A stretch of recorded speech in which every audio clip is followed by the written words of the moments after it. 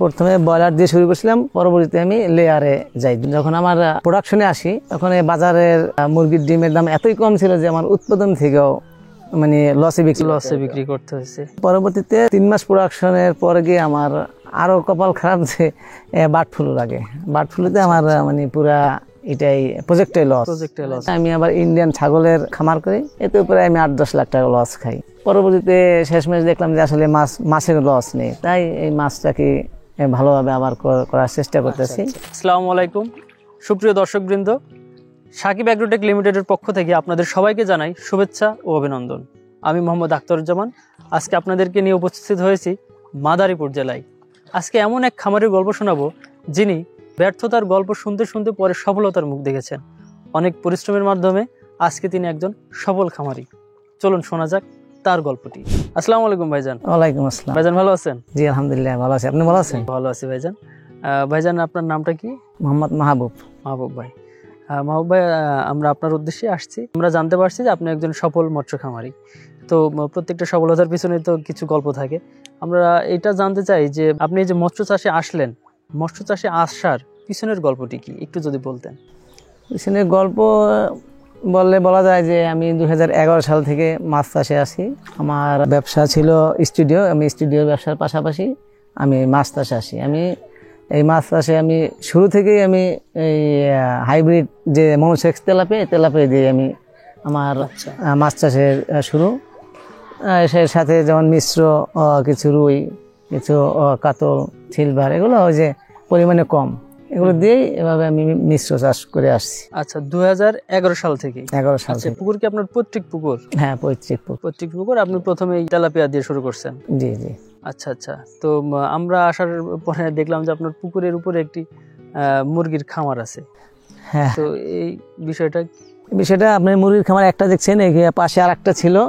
আমার মোট 2টা খামার ছিল তখন। হ্যাঁ, আমার প্রথমে ব্রয়লার দিয়ে শুরু করেছিলাম, পরবর্তীতে আমি লেয়ারে যাই। 2017 সালে আমার 2200 পিস লেয়ার ছিল। এই লেয়ারে আমি আসলে বলা যায় একটু আমার ব্যর্থতা। আচ্ছা আচ্ছা। যখন আমার প্রোডাকশনে আসি তখন এই বাজারের মুরগির ডিমের দাম এতই কম ছিল যে আমার উৎপাদন থেকেও মানে লসে বিক্রি করতে হয়েছে। এটা কত সালের দিকে? এটা 2017 সালের দিকে। পরবর্তীতে 3 মাস প্রোডাকশনের পরে গিয়ে আমার আরো কপাল খারাপ যে বার্ড ফ্লু লাগে। বার্ড ফ্লুতে আমার মানে পুরা এটাই প্রজেক্টে লস হয়ে যায়। পরবর্তীতে মাছ চাষে লেগে থাকি। 2020-এ গিয়ে আবার আমি এই কৃষি ক্ষেত্রকে আমার কেমন জানি ভালো লাগে। আচ্ছা আচ্ছা। আমাদের এখানে আপনি খোঁজ নিয়ে দেখবেন যে আমাদের এলাকায় প্রত্যেক ফ্যামিলি মানে শতকরা 70 ফ্যামিলি বিদেশে থাকে, ইটালি থাকে, ইউরোপ থাকে। আমি আসলে ওইদিকে না ধরে আমি কৃষি ক্ষেত্রকেই ভালোবাসি। কৃষির দিকে আপনি ঝুঁকছেন? কৃষির দিকে, যার কারণে আমি আবার ইন্ডিয়ান ছাগলের খামার করি, এতে উপরে আমি 8-10 লাখ টাকা লস খাই। আচ্ছা আচ্ছা।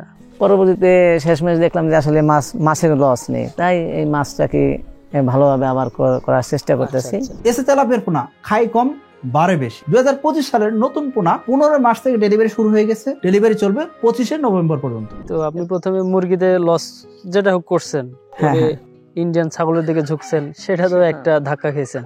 জি। তো শুরু থেকে যে মাছের সাথে আছেন, মাছের সাথে এ পর্যন্ত আছেন, আপাতত মাছে আপনার কখনো লসের সম্ভাবনা হয় না? 13-14 বছর আমার অভিজ্ঞতায় আমার মাছে কখনো লস হয় নাই। আচ্ছা আচ্ছা, এই জন্য মাছেই এখনো ধরে আছেন? জি। আচ্ছা আচ্ছা আচ্ছা। তো এই যে মাছ চাষ করছেন, আপনার বর্তমান পুকুর সংখ্যা কতটি ভাইজান? আমার পুকুর সংখ্যা আছে 3টা পুকুর। কত শতাংশের পুকুর? এটা আছে 65, এটা আছে 102, ওই পাশেরটা আছে আবার 20 শতাংশ। টোটাল 3টা পুকুর। 3টা। তো বর্তমানে এই 3টা পুকুরে কি কি মাছ চাষ করছেন? এটা মিশ্র চাষ, যেমন এখানে আছে তেলাপিয়া, তারপরে পাঙ্গাস, রুই, কাতল, সিলভার, মানে অনুপাতিক হারে যে শতাংশে যে হিসেবটা আছে ওই হিসেবে আর কি ওই সাদা মাছ দেওয়া আছে। এটাই। হ্যাঁ, দুটাতে একই। আর ওই পাশেরটায় শুধু তেলাপিয়া দেওয়া আছে। তো মূলত কোনো মূল মাছ হিসাবে অন্যান্যগুলো নাকি সবই সমাহারে আছে? না, মূল মাছ হিসেবে হলো তেলাপিয়া। মূল মাছ হিসেবে তেলাপিয়া, তার পাশাপাশি পাঙ্গাস, বাংলা মাছ। তেলাপিয়ার যে খাবারটা দেয় ওই খাবারটাই ওদের উচ্ছিষ্ট যে খাবার থাকে ওইটা দিতে ওরা খেয়ে নেয়। আর সবচেয়ে আরেকটা কথা বলি দর্শকদের উদ্দেশ্যে,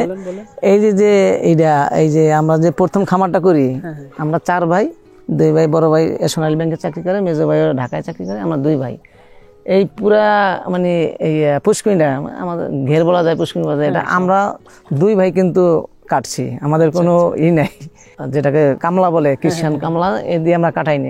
নিজেরা দুই ভাই মিলেই? হ্যাঁ, সকালে দেখা যায় আমরা ভোরে 6টা কিংবা 6:30 বাজে উঠতাম, 8:30 পর্যন্ত 2 ঘন্টা কাজ করতাম দুই ভাই। ও কেটে দিত, আমি মাথায় করে নিয়ে এই যে পার বাঁধতাম।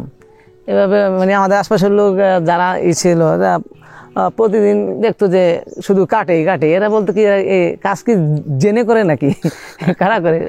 আমি 8:30 বাজে আমি আমার ব্যবসা প্রতিষ্ঠানে চলে যেতাম, ওই ভাই চাকরি করে, ওই ভাইও চাকরি চলে যেত, এভাবে আর কি এইটা করা। মানে আমাদের খুব পরিশ্রমের এই পুকুর। হ্যাঁ, পুকুর, এটা খুব পরিশ্রমের পুকুর। জি। আচ্ছা আচ্ছা, তো এটাই প্রথম পুকুর আপনার? জি জি, এটাই প্রথম। আচ্ছা আচ্ছা, শুরু থেকেই দুই ভাইয়ের আগ্রহ ছিল বা ইচ্ছা ছিল মাছ চাষের, এই জন্যই পুকুরটা খনন করা কষ্টসাধ্য হলো। জি। আপনি নিজে একজন ব্যবসায়ী? হ্যাঁ হ্যাঁ, ব্যবসায়ের পাশাপাশি মাছ চাষ মাছ করছেন চাষ করতে। বা বিভিন্ন বলতে গেলে শখের বসে ছাগল, কখনো কখনো মুরগি, হ্যাঁ, তবে মূলত মাছ চাষের ভিতরে আঁকড়ে ধরে আছেন। করে আছে। হ্যাঁ। আচ্ছা আচ্ছা, তো বর্তমানে যে তেলাপিয়া মূলত চাষ করছেন, তেলাপিয়া, জি। তো এই তেলাপিয়াটা কোথা থেকে পেলেন বা কিভাবে? এই তেলাপিয়াটা আমি ইউটিউবে দেখে মানে ভিডিও দেখতাম, ওই সাকিব এগ্রো, ওইখান থেকে আমি যোগাযোগ করলাম। এসে তেলাপিয়া? হ্যাঁ, এসে তেলাপিয়া। আমি ওখানে যোগাযোগ করলাম, ভাইয়েরা বললো যে হ্যাঁ দেওয়া যাবে। আমি বললাম আচ্ছা ভাইয়া।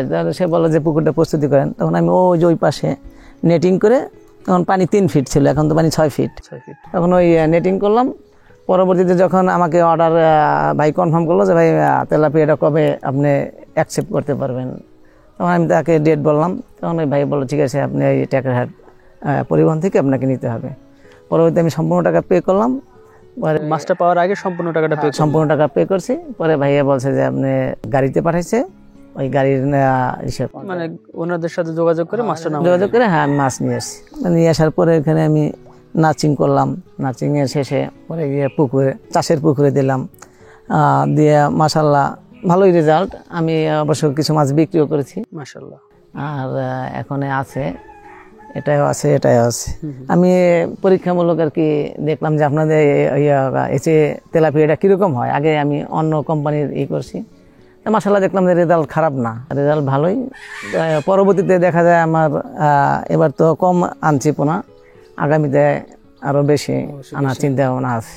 মাহবুব ভাই, যদি একটু দর্শকদের ক্লিয়ার করে বলতেন যে মাছ নেওয়ার আগে টোটাল টাকাটা পেড করছেন, এই ক্ষেত্রে দর্শকের মনে প্রশ্ন জাগতে পারে যে আমি অনলাইন থেকে অর্ডার করে এই এতগুলি টাকা বা টোটাল টাকা শেষ মুহূর্তে পেড করে তারপরে মাছ নিচ্ছি, কোনো কারণে ভয় লাগে নাই, ভয় হয় নাই টাকাটা মার যাবে, বা কোনো কারণে ভয় নিজের ভিতরে কাজ করে নাই যে আমি এত টাকা কেন পেড করলাম, মাছ তো আমি পাই নাই হাতে? ভাই, যারা এই বিজনেস করতে এসে ভয় পায় তারা কোনোদিন বিজনেস করতে পারবে না।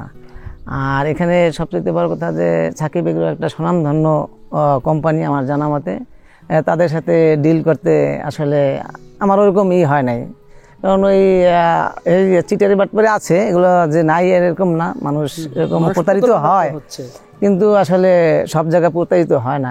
এগুলো একটু কিছু বিশ্বাসের জায়গা থেকেই যায়। তবে এসে তেলাপিয়ার এখানে একটা আস্থার জায়গা আছে। অবশ্যই আপনি কোনোভাবে প্রতারিত হন নাই? না, প্রতারিত হয়নি। মাছ পেতে কোনো সমস্যা হয় না, মাছ পেতে কোনো সমস্যা হয়নি। এবং আমাকে একটা তারা বই দিয়েছিল, যে যদিও আমার অভিজ্ঞতা আছে, তারপর ওই তারা একটা আমাকে গাইডলাইন দিয়েছে, গাইডলাইন অনুযায়ী আমি এ থেকে কোনো উপকার পেয়েছেন? হ্যাঁ, অবশ্যই উপকার পেয়েছি। তাদের ওইখানে একবারে 0 থেকে একবারে বিক্রি পর্যন্ত যে এটা ম্যানুয়াল গাইডটা আছে, সেটা পরিপূর্ণভাবে দেওয়া আছে।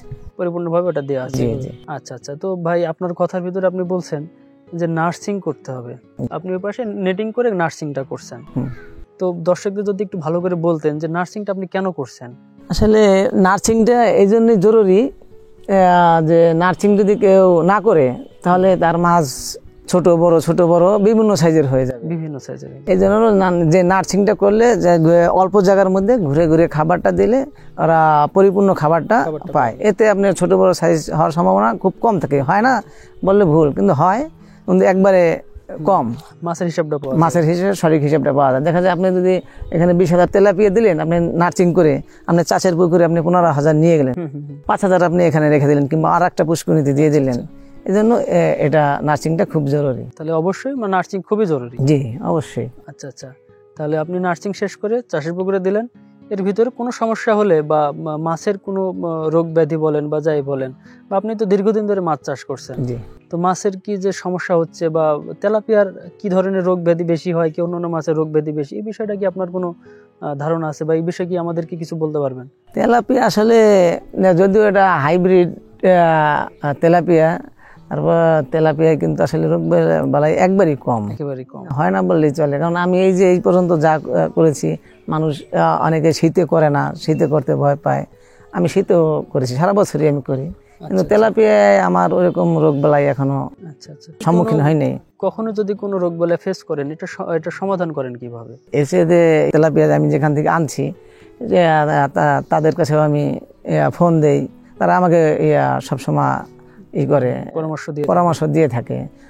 আবার অনেক সময় দেখা যায় যে আমি দেই নেই ফোন, তারাই আমার খোঁজ খবর নিয়েছে যে ভাই একটা নির্দিষ্ট সময় পর পর যে ভাই আপনার মাছের কি অবস্থা, মাছ কয়টায় কেজি, মাছ বিক্রি করছেন কিনা, আবার মাছ নেওয়ার সময় হয়ে গেছে, মাছ পরবর্তী মাছটা নেন, হ্যাঁ নেন, সামনের এই লটটা ধরেন। হ্যাঁ, তো খুবই ভালো হয়েছে। তো ভাই আপনি যে বর্তমানে এসি তেলাপিয়ার সাথে আছেন এবং ভবিষ্যতে এসি তেলাপিয়া নিয়ে আপনার ভবিষ্যৎ পরিকল্পনাটা কি, এটা যদি একটু আমাদের দর্শককে বলেন। হ্যাঁ, ভবিষ্যৎ পরিকল্পনা যে বললাম যে আমি এবার পরীক্ষামূলক আনছি, কম আনছি যে দেখার জন্য আসলে বাস্তবতাটা কিরকম, এটা দেখার জন্য আমি কম আনছি। এখন আগামীতে ইনশাল্লাহ আমি বেশি আনবো। আচ্ছা, অবশ্যই অবশ্যই আনবেন। হাজার হাজার এসে তেলাপিয়া চাষির মতন আপনি চাচ্ছেন তেলাপিয়া চাষে সফল হতে? আজই যোগাযোগ করুন Shakib agrotech private limited company. তো এর ভিতরে আপনি বলছেন যে এর আগে আপনি তেলাপিয়া কিছু বিক্রি করছেন, এখনো তেলাপিয়া কিছু আছে, তো কি পরিমাণ তেলাপিয়া আপনি বিক্রি করছেন? এখানে আমি 3 ভাগের 1 ভাগ তেলাপিয়া বিক্রি করা। এখান থেকে আপনার কি কোনো খরচ উঠে আসছে বা কোনো? প্রায় 40% খরচ চলে আসছে। 40% চলে আসছে। হ্যাঁ, আমার 40% এর মধ্যে তো আমার তেলাপিয়া না, আমার যেমন ওই সাদা মাছ আছে, এর খরচও আছে, ওই সব মিলে আর কি আমার সব মিলে 40% উঠে আসছে, চলে আসছে। আচ্ছা আচ্ছা। তো সর্বশেষ আপনি মাছগুলো বিক্রি করলে আপনি অবশ্য প্রফিটের আশা করছেন? অবশ্যই, হ্যাঁ, ইনশাল্লাহ, অবশ্যই। হ্যাঁ, মাছে তো এই 13-14 বছরের অভিজ্ঞতা, আমার লস হয় নাই, সেই অভিজ্ঞতা থেকে বলা যায় যে আসলে লস হবে না ইনশাল্লাহ। ইনশাল্লাহ।